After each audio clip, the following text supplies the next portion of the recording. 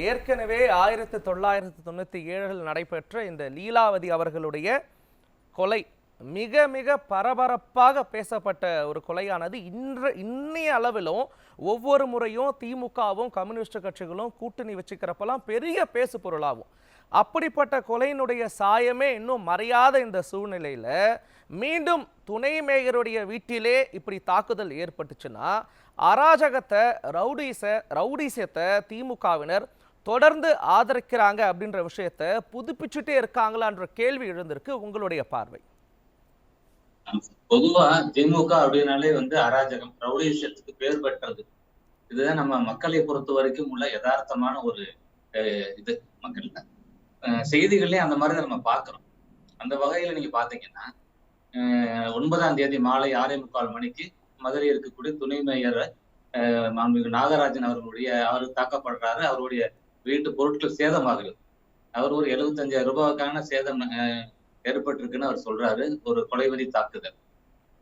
நம்ம திமுக எடுத்துக்கிட்டீங்கன்னா இன்னைக்கு தேதிக்கு அவங்க தமிழ்நாட்டுல இருக்கக்கூடிய கூட்டணி கட்சிகள் எப்படி நடத்துறாங்க அப்படின்னு ஃபர்ஸ்ட் நீங்க பாத்தீங்கன்னா, நீங்க சொன்னது ஏற்கனவே 90கள்ல லீலாவதி கவுன்சிலரோட அவங்கள கொலை பண்ண அந்த வழக்கு திமுக மக்கள் கிட்ட போயிருக்குது. இன்னைக்கு இது டெப்டி மேயருக்கு இப்ப இன்னைக்கு நடந்திருக்கு இந்த கொலைவெறி தாக்குதல். அவர் எப்படியோ ஒரு தெய்வாதீனமா தப்பிச்சிட்டாரு. நாளைக்கு இதுவே ஏன் மதுரை எம்பிக்கே நடக்காம போயிருமா? அந்த ஒரு பயம் மக்கள்கிட்ட இன்னைக்கு ரொம்ப கடுமையா இருக்கு. அதனாலதான் இன்னைக்கு கம்யூனிஸ்ட் இன்னைக்கு இறங்கி போராடி இருக்கிறாங்க. 32 மாசம் மக்களுக்காக பொதுநல நோக்கோடு இருக்கக்கூடிய ஒரு கட்சி, கம்யூனிஸ்ட் கட்சி இத்தனை நாள் தூங்கிக்கிட்டு இருந்து இன்னைக்கு அவங்களுக்கு நீங்க சொன்ன மாதிரி ஆட்டை கடிச்சு மாட்டை கடிச்சு இன்னைக்கு மனுஷனே கடிச்ச மாதிரி அவங்களுக்கு பிரச்சனை வந்தோன்னு இன்னைக்கு தெருவில் இறங்கி இன்னைக்கு போராட்டம் பண்ணியிருக்கிறாங்க. இதுவே விசிக கட்சி நீங்க எடுத்து பாருங்க. ஏற்கனவே ஒரு முறை அண்ணன் திருமாவளவன் அவர்களுக்கு உட்காருவதற்கு திமுக அமைச்சர் சேர் கொடுக்கலாம், பிளாஸ்டிக் சேர் கொடுத்தாரு. கொடி ஊன்றதுக்கு பல இடத்துல பிரச்சனை. இப்ப இந்த வெள்ளத்துக்கு 4000 கோடிக்கு திருமாவளவன் இன்னைக்கு வெள்ளை அறிக்கை கேட்கிறார் திமுக அரசாங்கத்துல. அப்படியே அந்த கூட்டணி எது போய்கிட்டு இருக்குது. காங்கிரஸ் நீங்க எடுத்து பாத்தீங்கன்னா ஒரு முறை அமைச்சர் துரைமுருகன் என்ன சொல்றாரு, வாக்கு வங்கி இல்லாத கட்சி காங்கிரஸ் சொல்றாரு.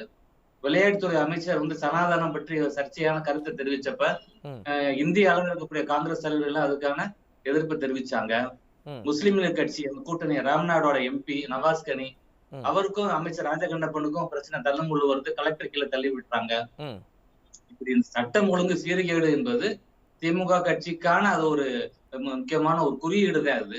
அந்த வகையில பார்க்கும் பொழுது கூட்டணி கட்சின்றது ஒரு தாமரையில தண்ணீராகத்தான் இன்னைக்கு திமுக கிட்ட இருக்கும். இதே இந்திய அளவில் எடுத்து பாத்தீங்கன்னா திமுக கூட்டணியை பாத்தீங்கன்னா ஐஎன்டிஏ கூட்டணியில இப்ப 3வது சுற்று இதுக்கு பேச்சுவார்த்தைக்கு இங்க இருக்க வெள்ளத்தை கூட விட்டுட்டு அந்த கூட்டணிக்கு பேசுறதுக்காக போறாரு, முதல்வர் போறாரு. நிதிஷ்குமார் பேசும்போது என்ன சொல்றாரு, ஹிந்தி தெரிஞ்சுக்கங்கன்றாரு. அப்ப இது ஒரு முரண்பாடான ஒரு கூட்டணி. சிஏ ஆதரிக்கிற கட்சி கெஜ்ரிவால்ல இருந்து எல்லாரும் அந்த கூட்டணிக்குள்ள இருக்கிறாங்க. இவங்க எல்லாம் மோடி அப்புறப்படுத்த போறோம்ன்றாங்க.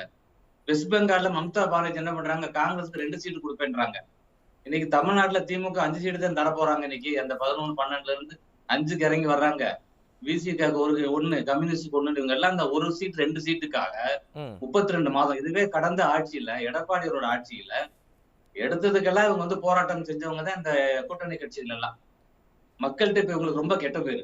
திமுக மேல அவ்வளவு கடுமையான ஒரு அதிருப்தி இருக்கிறது.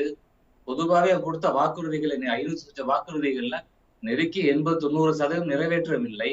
ஆனா சிஎம் என்ன பண்றாரு, 1000 ரூபாய் அறிவிச்சா 100% நிறைவேற்றியதாக ஆயிடுச்சுன்னு சொல்லி ஒரு மேடையில பேசுறாரு.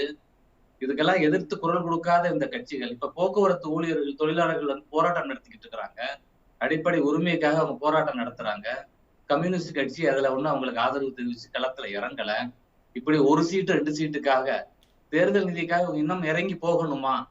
அப்படி போனா இவங்க 2026ல இவங்க எலெக்ஷனை சந்திக்கவே முடியாது. மக்கள் திமுக மேல கூடிய அதிருப்தி இவங்க கட்சியை மேலே வந்துடும். நான் நினைக்கிறேன் இது சரியான தருணம். இவங்க திமுக விட்டு விலகி இந்த கூட்டணி கட்சிகள்லாம் வெளியே வந்தாதான் அவங்க இன்னும் 2 வருஷத்துக்கு அரசியல் பண்ண முடியும். மக்களுக்கான விஷயங்களுக்காக போராட்டம் நடத்த முடியும். 2026 தேர்தலை சந்திக்க முடியும். அதனால இன்னைக்கு இவங்க இருக்க வேண்டிய கூட்டணியை ஏடிஎம்கேயோட இன்னைக்கு இந்த நாடாளுமன்ற தேர்தலை இவங்க சந்திச்சால்தான் இவங்களுக்கான ஒரு தீர்வு கிடைக்கும். மதுரையில இப்ப பாத்தீங்கன்னா போராட்டம் நடத்தும் பொழுது காவல்துறை அவங்களுக்கு ஒத்துழைப்பு தரல, மேடையை கலட்ட சொல்றாங்க. அது என்ன பண்றாரு, சமாளிச்சு எம்பி என்ன சொல்றாரு, இன்னைக்கு நாங்க மேடையை கழட்டிடுறோம் காவல்துறை சொன்னனால, நாளைக்கு நடவடிக்கை எடுக்காட்டி நாங்க திரும்ப போராடுவோம்னு அறிவிக்கிறார். அதனால எம்பிக்கே பாதுகாப்பு கொடுக்க வேண்டிய நிலை இன்னைக்கு மதுரையில இருக்க கூட்டணி கட்சியை சேர்ந்த எம்பிக்கு. அந்த அளவுக்கு இன்னைக்கு சட்டம் ஒழுங்கு முதலமைச்சர் கையில் இருக்கக்கூடிய இந்த நிலையில இன்னைக்கு இந்த அளவுக்கு நடந்து கொண்டிருக்குது என்றால், வரக்கூடிய தேர்தல் யோசிச்சு பாருங்க. இவங்க கூட்டணி கட்சியில சீட்டு கேட்க கூடாது அப்படின்னு இன்னைக்கு லோக்கல் திமுக நினைக்கிறாங்க போல. அதுதான் இந்த பிரச்சனையை ஏற்படுத்துறாங்க. அங்க மேலேயும் தமிழக அளவுல பார்த்தாலும் திமுக கூட்டணி கட்சிகளை மதிப்பதாக தெரியவில்லை. அதனால இவங்க ரொம்ப பட்டாச்சு.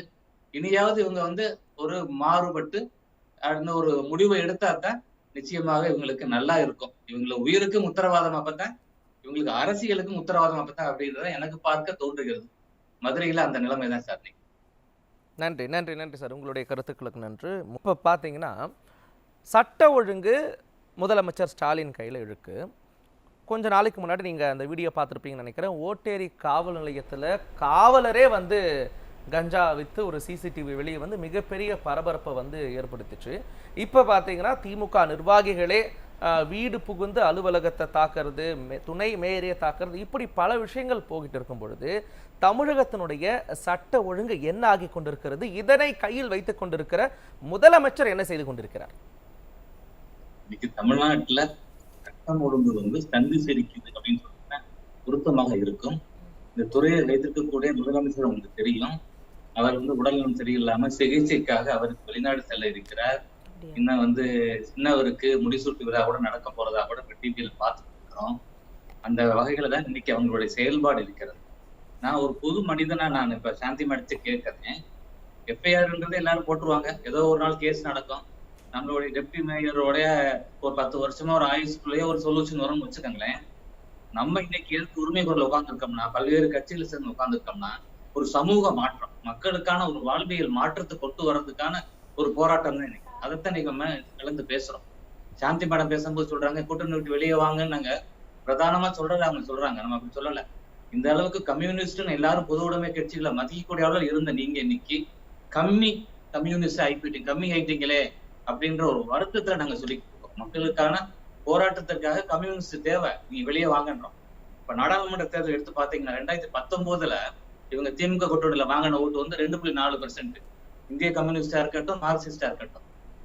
இப்ப உள்ள 21 சட்டமன்ற தேர்தல்ல 1%. அப்ப இவங்க உலக அளவுல கம்யூனிஸ்ட் சித்தாந்தம் தோல்வி அடைஞ்சுக்கிட்டே போறது மட்டும் கிடையாது, இங்கேயும் அவங்க குறைஞ்சுக்கிட்டே வர்றாங்க.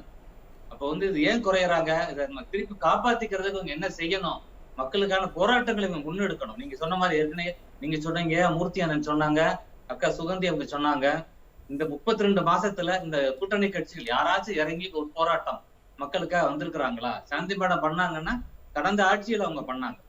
இன்னும் கூட மருத்துவத்துறை அவங்க பேசனால சொல்றேன், பெருமாள் பிள்ளைங்கிற டாக்டர் இன்னும் போராடிக்கிட்டு இருக்காரு. இந்த மருத்துவர்களுக்காக, கொரோனால போராடிய மருத்துவர்களுக்காக இந்த பேபேன் 4 அப்படின்ற ஊதிய முறை அவங்களுக்கு உயர்த்தி தர்றதுக்கான போராட்டத்தை தொடர்ந்துகிட்டு இருக்கிறாரு. அதுக்கு எதுவும் அவங்க களத்துல இறங்கி இருக்கிறாங்களா? இப்போதைக்கு அதுக்கு எதுவும் குரல் கொடுத்துருக்காங்களா? கொடுக்கல. அதனால இந்த 1 சீட் 2 சீட்டுக்காகையோ தேர்தல் நிதிக்காகையோ நீங்க ஏன் இந்த கட்சி கிட்ட நீங்க வளைஞ்சு போகணும்? நீங்க ஒரு தேசிய கட்சியா இருந்த ஒருத்தர் நிச்சயம் நீங்க போராட்டத்துக்கு வரணும். இன்னும் பாத்தீங்கன்னா சமூக ரீதியா பாத்தீங்கன்னா லீலாவதி சௌராஷ்டிர சமூகத்துவம் மதுரையில பெரிய சமூகம். அவங்க அதுல ஒருத்தர் இடர்பாடு, அதனால மக்கள் எல்லாம் ஒரு கோபத்துல இருக்கிறாங்க. இன்னும் பாத்தீங்கன்னா டெப்டி மேயர் அவர் ஒரு பெரிய சமூகத்தை சார்ந்தவர் மதுரையில. சமூக மக்கள் எல்லாம் இன்னைக்கு அதிகமான எப்படி சாதாரண தமிழக மக்கள் திமுக மேல ஆளுங்கட்சி மேல பெரிய அதிருப்தியில இருக்கிறாங்களோ அந்த மாதிரி இந்த பல்வேறு சமூக மக்களும் இன்னைக்கு இருக்கிறாங்க. இப்ப எம்பி இருக்கிறாருன்னா அவருடைய சமூகம் இன்னைக்கு இந்த நடந்த கவுன்சிலரு இன்னைக்கு டெப்டி மேயர், நாளைக்கு மேயரா நடந்து நாளைக்கு எம்பி ஆயிடக்கூடாது இந்த பிரச்சனைகள். அதனால இது ஒரு மாற்றம் வேணும். நம்ம அரசியல்ல தான் ஒரு மாற்றத்தை கொண்டு வந்தால்தான் இதெல்லாம் மக்களுக்கான ஒரு வாழ்க்கையில கொடுக்க முடியும், ஒரு நல்ல நிலையை கொண்டு வர முடியும்ன்ற ஒரு அடிப்படையில மாற்றம் தேவைப்படுது அப்படின்னு நிதியாதேன்னு சொல்லுவாங்க. அந்த மாதிரி இந்த கூட்டணியை விட்டு இவங்க வெளியே வரணும். மக்களுக்கான போராட்டம். நீங்க வேற கூட்டணி சேருங்க, எலெக்ஷன்ல நிக்காம போங்க.